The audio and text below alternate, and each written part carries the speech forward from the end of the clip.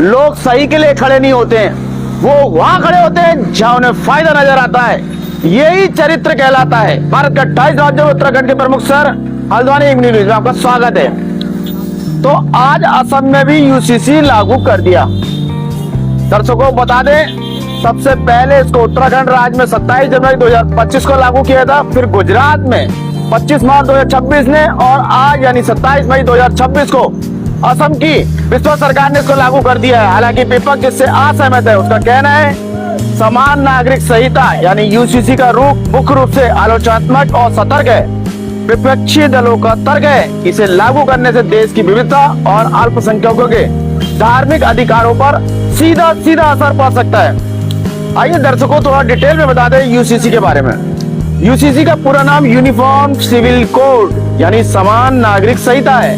यह एक ऐसा कानून है जो धर्म, जाति या लिंग की परवाह किए बिना देश के सभी नागरिकों के लिए समान रूप से लागू होता है। मुख्य उद्देश्य और जो इसके कार्य हैं, विवाह, तलाक, बच्चा गोद लेने और संपत्ति के बंटवारे, उत्तराधिकार के मामले में सभी धर्म हो, चाहे हिंदू हो, मुस्लिम हो, ईसाई हो, पारसी हो, सभी के लिए एक कानून होगा। धार्मिक कानून की समाप्ति, फिलहाल विभिन्न धर्मों के निजी कानून हैं, लेकिन यूसीसी के तहत सभी समाप्त होकर एक समान कानूनी ढांचे में आ जाएंगे। इसकी संवैधानिक स्थिति यह है कि अनुच्छेद 44 यानी कि भारतीय संविधान के भाग 4 राज्य के नीति निर्देश सिद्धांतों के अनुच्छेद 44 में स्पष्ट रूप से उल्लेख है किया है कि राज्य के सभी नागरिकों के लिए समान नागरिक संहिता लागू करने का प्रयास रहेगा। वर्तमान में जो स्थिति है गोवा को लेकर, भारत में गोवा ही एकमात्र ऐसा राज्य है जहाँ पुर्तगाली शासन के समय से ही समान नागरिक संहिता लागू है।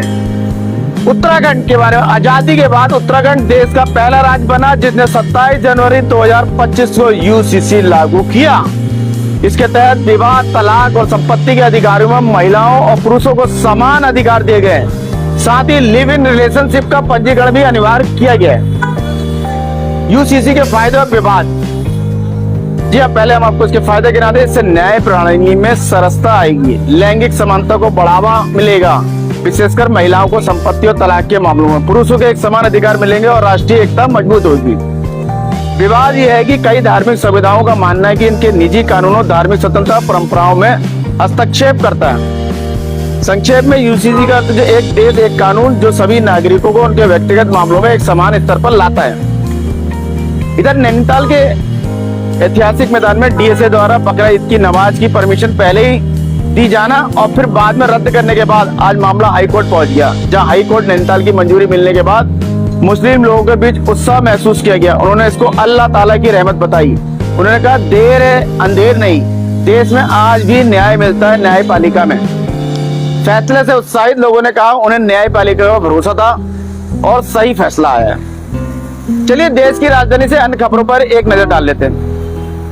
दिल्ली के मुख्य चुनाव आयोग के अनुसार मतदाता सूची की मतगणना 30 जून से शुरू होगी और अंतिम मतदाता सूची 7 अक्टूबर को जारी की जाएगी। मतदाताओं को जनगणना प्रपत्र की 2 प्रतियां प्रदान की जाएंगी, जिनमें से एक को भरकर बीएलओ को वापस करना होगा। उनके पास भरे हुए जनगणना प्रपत्रों को ऑनलाइन जमा करने की सुविधा होगी। दिल्ली में लू के लिए येलो अलर्ट जारी किया गया है, जहां अधिकतम तापमान 45 से 40 डिग्री तक पहुंचने की संभावना बताई जा रही है। मुंबई से खबर आ रही है कि अनुभवी फिल्म और टीवी अभिनेता रमाकांत दयामा का 71 वर्ष की आयु में निधन हो गया। फिल्म निर्माता जोया अख्तर के प्रोडक्शन हाउस से 66 हार्ड डिस्क चुराने के आरोप में 2 लोग गिरफ्तार। पुलिस के अनुसार चोरी हुई 66 हार्ड डिस्क में महत्वपूर्ण डिजिटल सामग्री थी, जिसमें कच्चा फुटेज, विज्ञापन, पोस्ट प्रोडक्शन, बैकअप और विभिन्न अप्रकाशित फिल्म और वेब सीरीज परियोजनाओं के अभिलेखागार शामिल थे। गुजरात से खबर यह आ रही है कि अहमदाबाद में एयर इंडिया विमान दुर्घटना को लेकर बड़ा अपडेट आ रहा है। गुजरात सरकार AI-171 विमान दुर्घटना में क्षतिग्रस्त हुए छात्रावास का पुनर्निर्माण करेगी। पीड़ितों के परिजनों ने दुर्घटना स्थल पर स्मारक बनाने की भी मांग की थी। स्वास्थ्य मंत्री प्रफुल्ल पनसेरिया के अनुसार सरकार उसी स्थान पर 105 करोड़ रुपए की अनुमानित लागत से एक नई अत्याधुनिक छात्रावास सुविधा का निर्माण करेगी। पिता की कैंसर से मृत्यु के बाद सूरत के किसान ने प्राकृतिक खेती की ओर रुख किया। सूरत जिले के ओलपाड़ तालुका के सरस गांव में युवा किसान ने एक व्यक्तिगत त्रासदी के बाद अपने जीवन और खेती के तरीकों में बदलाव किया और गुजरात में प्राकृतिक खेती के एक उल्लेखनीय समर्थक के रूप में उभरे। कर्नाटक में केंद्रीय नेतृत्व परिवर्तन, जी हाँ, 28 मई को मुख्यमंत्री सिद्धरामैया की कैबिनेट सहयोग के साथ होने वाली नाश्ते की बैठक पर सबकी निगाहें टिकी हुई हैं। आमंत्रितों की सूची में मंत्रिमंडल के सहयोगी शामिल हैं, जिनमें उनके उप कप्तान डीके शिव कुमार भी हैं, जो नवंबर 2025 में कांग्रेस सरकार के 5 वर्षीय कार्यकाल के आधे पड़ाव पर पहुंचने के बाद से शीर्ष पद के दावेदार रहे हैं। कर्नाटक के मुख्यमंत्री सिद्धरामैया ने जाति सर्वेक्षण रिपोर्ट प्राप्त की। ओबीसी समुदायों के एक दिग्गज नेता के रूप में सिद्धरामैया की विरासत और इस रिपोर्ट में उसकी विरासत के एक हिस्से के रूप में देखे जाने के मद्देनजर विशेष महत्व रखता है। सत्ता परिवर्तन की चर्चा के बीच कर्नाटक के मुख्यमंत्री सिद्धरामैया ने कहा, मैं कल बोलूंगा। पार्टी सूत्रों ने संकेत दिया कि कांग्रेस विधायक दल की बैठक, जिसमें श्री सिद्धरामैया के संभावित उत्तराधिकारी का नाम घोषित या चुनाव हो सकता है, 28 मई इसकी डेट है। केरल की राजधानी में पी विजयन के घर बाहर छापेमारी के बाद प्रदर्शनकारियों ने ईडी अधिकारियों के वाहन पर हमला किया। यह हमला तब हुआ जब आपातकालीन विभाग के अधिकारी छापेमारी पूरी करके परिसर से बाहर निकल रहे थे। पी विजयन के घर पर ईडी की छापेमारी सीपीआईएम ने कहा राजनीतिक और कानूनी तौर पर इसका विरोध करेगी। पार्टी कार्यकर्ताओं ने केरल भर में विरोध प्रदर्शन किया। तमिलनाडु विधानसभा में विभाजन के 2 सप्ताह बाद एआईएडीएमके के प्रतिनिधि गुटों में सुलह हो गई।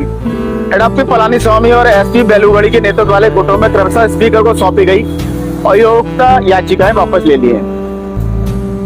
तमिलनाडु बीजेपी प्रमुख नैना नागेंद्रन ने राज्य भर में बिजली कटौती पर सीएम विजयन से सवाल किया। एक बयान में श्री नागेंद्र ने कहा, तमिलनाडु को बिजली उत्पादन में आत्मनिर्भर बनाने के लिए मुख्यमंत्री क्या कदम उठाने जा रहे हैं, उन्हें विधानसभाओं के इस मसले पर अपना रुख स्पष्ट करना चाहिए। तमिलनाडु के उच्च शिक्षा मंत्री ने कहा, मुख्यमंत्री का विद्यालयों का कुलाधिपति होना कतई जरूरी नहीं है। पीसीके ने इस टिप्पणी की आलोचना की। सुलूर की लड़की के साथ यौन उत्पीड़न और हत्या के मामले में 2 आरोपियों के खिलाफ गुंडा एक्ट लगाया गया है। कोयम्बटूर जिला कलेक्टर पवन कुमार जी कृपन ने दोनों आरोपियों को यौन अपराधी की श्रेणी में रखते हुए उनके खिलाफ गुंडा अधिनियम लगाया है। नीलगिरी में हाथी के हमले में स्कूली छात्रा की मौत के मामले को लेकर स्थानीय लोगों और उसके सहपाठियों ने उनके परिवार के लिए 50 लाख रुपए मुआवजे की मांग करते हुए विशेष प्रदर्शन किया। छत्तीसगढ़ के पेंड्रा में बाइक सवार हमलावरों ने जौहरी की गोली मारकर हत्या कर दी। छत्तीसगढ़ में अज्ञात हमलावरों ने एक जौहरी की गोली मारकर हत्या कर दी। इसके बाद स्थानीय व्यापारी ने बंद के साथ विरोध प्रदर्शन किया। चुनाव प्रचार के दौरान पार्टी नेता पर मामला दर्ज होने के बाद छत्तीसगढ़ कांग्रेस अध्यक्ष ने अनिश्चितकालीन हड़ताल की घोषणा की है। विपक्षी दलों का आरोप है कि आगामी शिवनंदनपुर नगर पंचायत चुनाव को प्रभावित करने के लिए शस्त्र अधिनियम लागू किया गया। उड़ीसा में 15,000 संविदा कर्मचारियों की छटनी से अशांति फैल गई है। बीएमएस ने मुख्यमंत्री के हस्तक्षेप की मांग की है।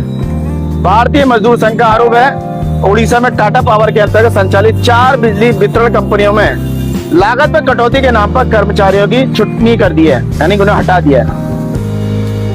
शुभेंदु के मुताबिक टीएमसी सरकार की महिलाओं के लिए चलाई जा रही प्रत्यक्ष नगद हस्तांतरण योजना के 30 लाख लाभार्थी अपात्र हैं, यानी कि योग्य नहीं है। पश्चिम बंगाल के मुख्यमंत्री ने कहा, सीए के आवेदक वे लोग जिन्होंने मतदाता सूची में नाम दर्ज कराने के लिए एसआईआर से जुड़े न्यायाधिकरण में अपील की है, अन्नपूर्ण भंडार योजना के लिए पात्र होंगे। टीएमसी के कल्याण बंजारी का कहना है कि बिहार के एसआईआर मामले पर सुप्रीम कोर्ट का फैसला बंगाल के मामले में पूरी तरह लागू नहीं होता। यदि चुनाव आयोग ने नागरिकता के आधार पर किसी का नाम सूची से हटाया है तो उन्हें नागरिकता अधिनियम के तहत उचित प्राधिकारी को मामला भेजना चाहिए। अन्नपूर्ण योजना पश्चिम बंगाल की महिलाओं के लिए नगद सहायता योजना में नामांकन कैसे करें। अन्नपूर्ण योजना के तहत महिलाओं को प्रति माह 3,000 रुपए मिलेंगे। नई योजना के पूरी तरह लागू होने तक मौजूदा लक्ष्मी भंडार योजना जारी रहेगी, जो कि ममता के समय में लागू थी। गंगा के मैदानी इलाकों में 30 मई तक बारिश और आंधी से राहत मिलने की संभावना है। मौसम विभाग के अनुसार गंगा के मैदानी पश्चिम बंगाल में 30 मई तक आंधी, बारिश, तेज हवाओं के कारण दिन के तापमान में 2 से 4 डिग्री तक की गिरावट आने की संभावना बताई जा रही है। टीएमसी सांसद और 6 विधायक शुभेंदु अधिकारी की बैठक में आज शामिल हुए। ममता के खिलाफ धार्मिक भावनाओं को ठेस पहुंचाने वाली टिप्पणियों के लिए एफआईआर दर्ज की गई है। जी हां, ममता बनर्जी के खिलाफ धार्मिक भावनाओं को कथित रूप से ठेस पहुंचाने वाले बयानों की एफआईआर दर्ज की गई है।